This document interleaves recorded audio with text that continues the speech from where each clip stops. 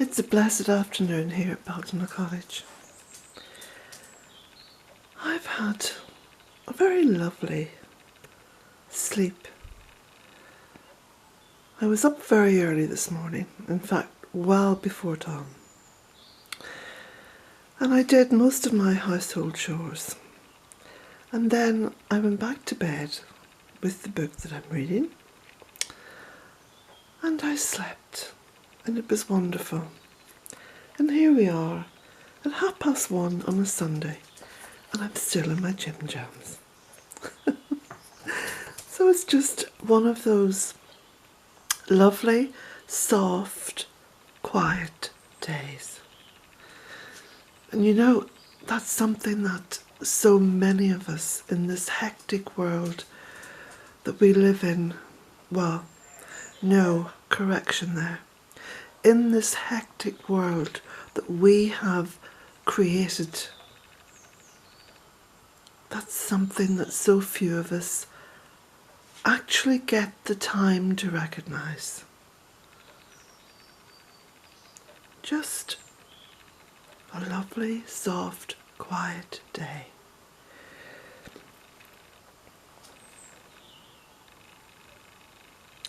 And Jack's wagging his tail because he had a bowl of pasta this morning. I had some pasta that was out of date, and when I did get up in the wee small hours, well, not wee small hours, it was about 5:30, I thought, I'm just going to throw that pasta now into the pot because the stove was still warm and I just let it cook very slowly. So he's just had some pasta, and the rest I've put out on top of the barn roof for the birds. Yes, no wonder you're licking your lips. No wonder. Lovely whole wheat pasta drizzled with olive oil. Yeah. And you love to talk when you've had something nice to eat. Yeah. So every so often I do try to make sure that Jack gets a little bit of oil in his diet because he has dry biscuits. Yeah, well, I do love my dry biscuits. And he has cream crackers and they're quite dry. So every so often what I do is I give him a little bit of oil, olive oil usually, drizzled onto something. It might just be a little slice of toast or something like that. So he gets plenty of oil in his diet. And every so often too, he'll have a little raw egg, which he absolutely adores. Now there's a lovely smell of fennel out here this morning. Because as the fennel, which is round here, as the fennel is beginning now just to die back, for the late autumn, you can see it's seeding. It gives off this beautiful aroma. Do you know, I was actually reading somewhere. Now this is a complete aside to what I've been saying, but I was reading, just sit down here, help me to think more clearly. You know how seeds have been patented, which is, in my opinion, one of the greatest aberrations ever.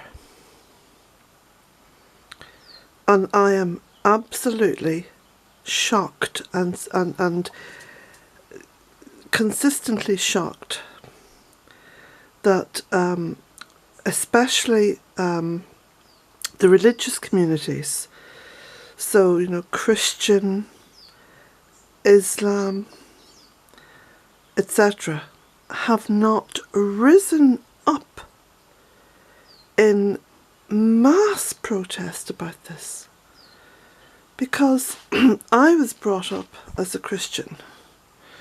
Now, of course, those of you who know me know that my spiritual sacred journey has broadened and continues to grow, and I continue to walk that path. Wherever it leads me, I do not know. I don't think there should be any end in sight. But I'm going off track here a little. From my Christian upbringing, it was drummed into me that God created everything. Now, at the most fundamental aspect of creation, there sits the seed. How can a private corporation be allowed to patent a seed? They have not created it. They have simply taken that seed and injected it with pollution in whatever form,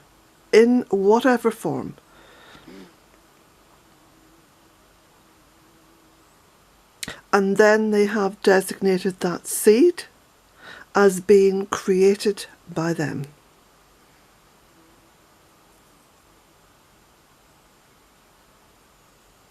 Within the context of my Christian upbringing, I find that the most appalling vista that I ever witnessed.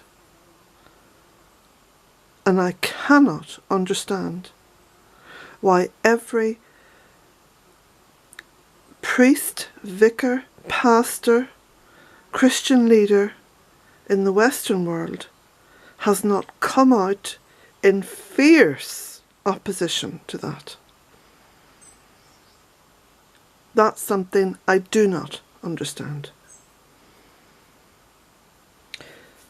So, of course, I'm fiercely opposed to it. And there are some videos up on this channel detailing my opposition. There are also quite a few blogs on the website, which is bealtainecottage.com, which again details my absolute opposition. So, getting back to the fennel, I read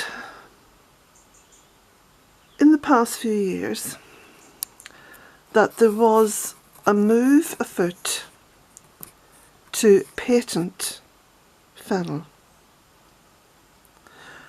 Why, I hear you ask, would anyone want to patent fennel?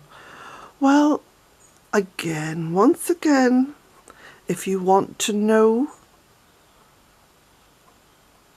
the reasons behind what is happening, read your history. And if you read the history of the Roman Empire, which I have done, you will know that Roman soldiers were given little bags of fennel seed. Why? Because Roman soldiers would march anything up to 25-30 miles per day. That's how they got from A to B to C to D, etc., etc., in their defence of the Roman Empire. And that's why they built their roads straight, because they weren't interested in going on a hike. They were only interested in getting from where they were to whatever part of the Roman Empire they had to defend. In most cases, actually go and persecute people. But that's another story. So they were allocated little bags of fennel seed to chew. Because chewing fennel, it was determined then, and bears witness today, that chewing fennel seeds assuaged hunger. Now, what is one of the biggest industries known to modern man? The diet industry.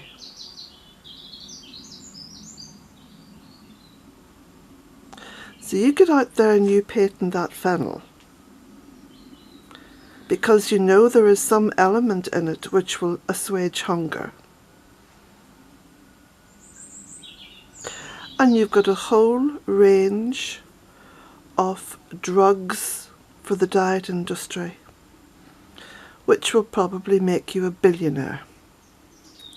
Yes, billionaire. You know, obscene amounts of money.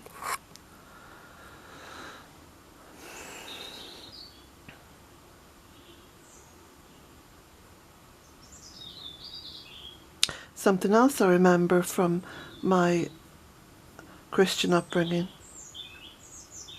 It is easier for a rich man to get through the eye of a was it the eye of a needle, than to reach heaven. Well, there we go. We have lots of billionaires in the world today, and I dare say most of them are quite high-ranking religious people. But the patenting of seed, for me, is one of the great abominations of my lifetime. I mean, when I first read about the patenting of seed, I thought it was a joke. I actually thought it was a joke. You know, one of those April 1st jokes that are peddled on everyone, and people say, "What? Oh, it couldn't be," and then they end up believing it, and then someone says, "Oh no, that was just a joke." Well, I thought the patenting of seed was a joke, but it's not. It certainly is not, and it has led to one of the most dangerous futures that we could possibly have. And I'm not just talking about the limiting of seed or the limiting of people to save seed, because of course there are moves afoot to stop people saving seed. How much do these people want to control nature? But it's not just about limiting people to save seed, it's about limiting the types of seed that are available for us to sow. So if you look back at wheat seed, well, wheat was one of the wonderful seeds first cultivated on the banks of the Euphrates River in places like Iraq, and the different types of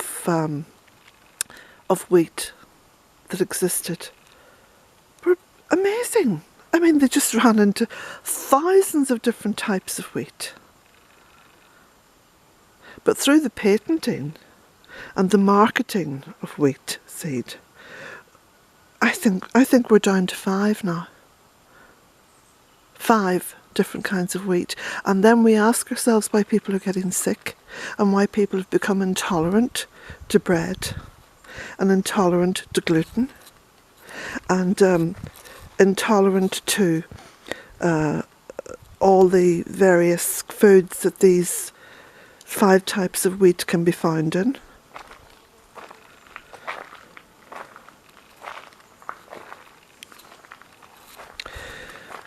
So, I could go on. In fact, I could probably, if this video was to keep going for the whole day, I could probably keep going for the whole day talking about this. Because in planting up Bealtaine, oh, and by the way, that's the point. What I shall do, I shall go back into the cottage and fetch a few of the photographs of what was a monoculture nightmare, because patenting of seed is going to lead us into a monoculture nightmare. In fact, in most parts of so-called agriculture, I wouldn't describe it as agriculture. I would just be honest and describe it straight out as monoculture. Now, I've got some photographs here. Okay. Back out. Just switch off this light. Save energy.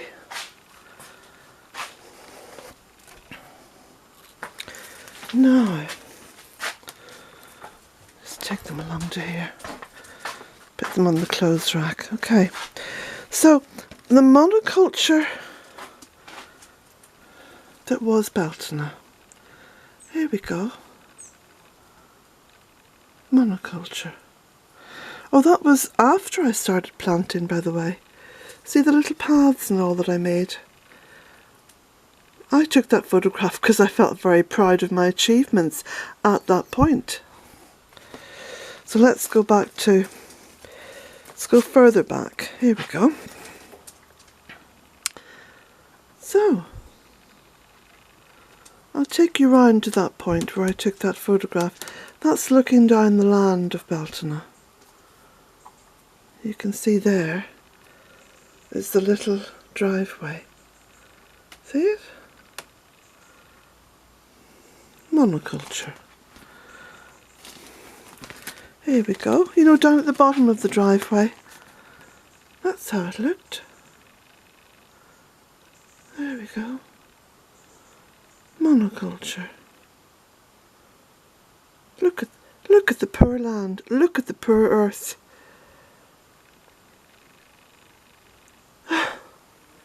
It's like a blasphemy, isn't it?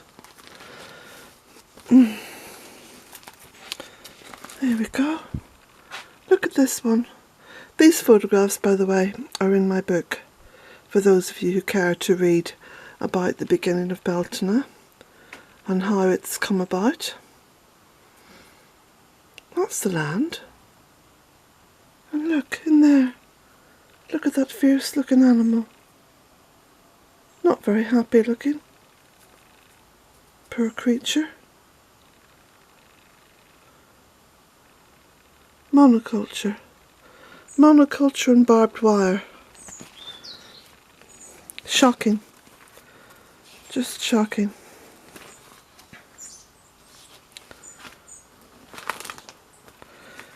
Here we go. This is when I started to plant. See the transformation already?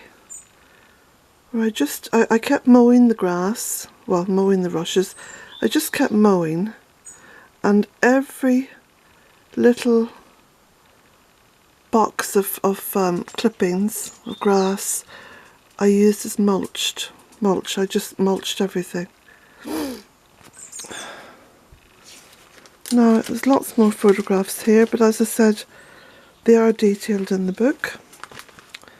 But what I want to do now is just go around just this one particular photograph.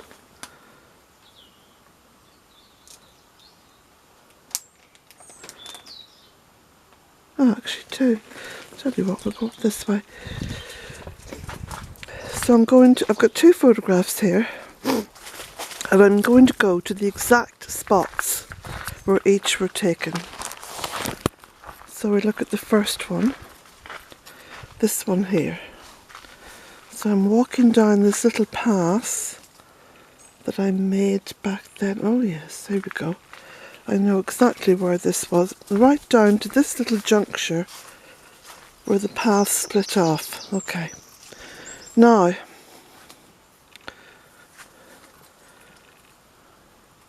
you can see the blue boards. The blue boards are the barn that I built out in the gable wall. So there's the gable wall, okay? I'll come back up again a bit because we're not going to get the whole shot in. So there's the gable wall. Let me see. Yeah, no. Actually, I'll have to go back a bit more because I can see this window in here, and I'm moving backwards like a fool here because hope I don't topple over. Okay, there we go. That's exactly at the point. This is where the paths come, run this way and that way. You see? Run this way and that way. There we go. There's the photograph. That's now the view.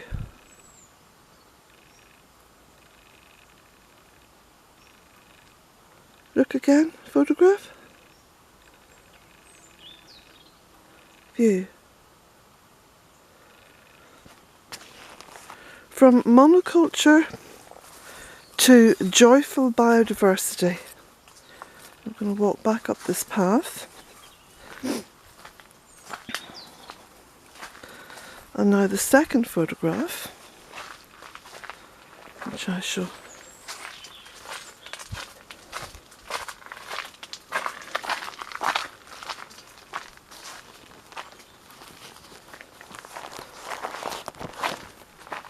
so, birds scooting around everywhere. Okay.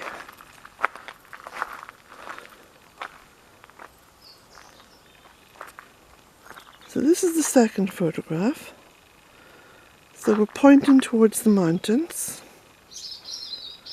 Okay. There's the driveway, you can see it. So the driveway is there. You see the top of the driveway? We're pointing now towards the mountain. Kilronan Mountain. There we go.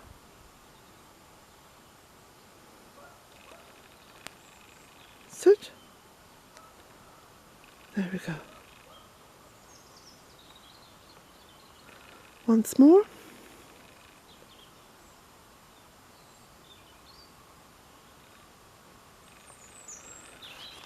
If I walk down this path here, which is just opposite the front door, which again is more or less just a few feet away from that point.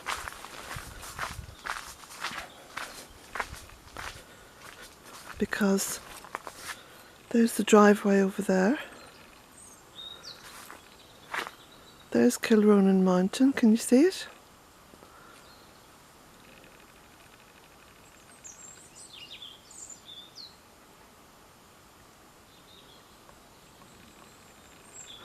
Now I put up a few little posts yesterday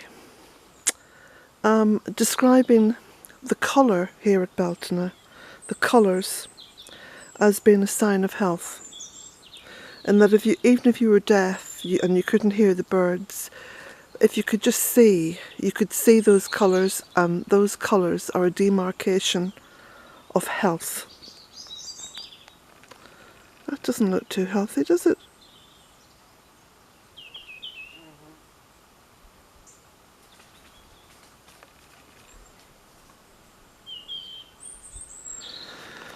So there we go. So if you want to understand patenting, if you want to see it in the bigger picture, in the broader context, then look at what monoculture is.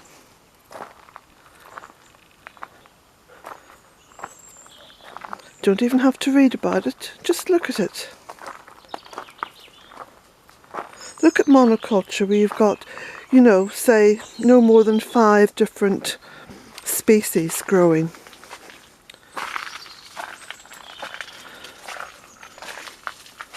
And then consider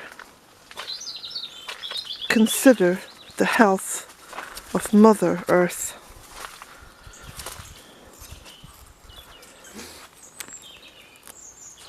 Where these corporations are concerned, they must be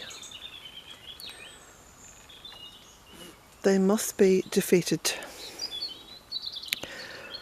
What they do must be defeated. And the best way to defeat anything as insidious as that is to go out and plant. And I put up a few little posts yesterday, which are very simple. I made a little poster, and the poster says, and you recognise this, plant like your life depends upon it, for it does. But it's not just your life, it's the lives of the children's children's children whose faces you will never see. But as a human, we will all be held responsible for.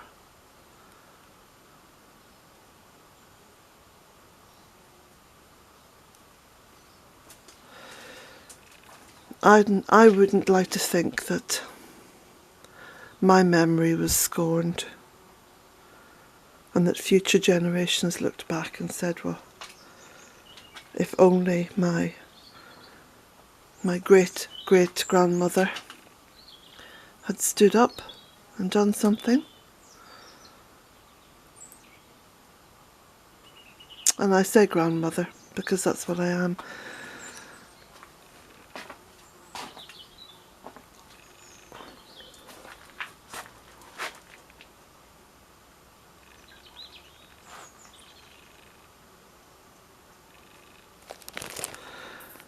Have a beautiful Sunday. Blessings to you all.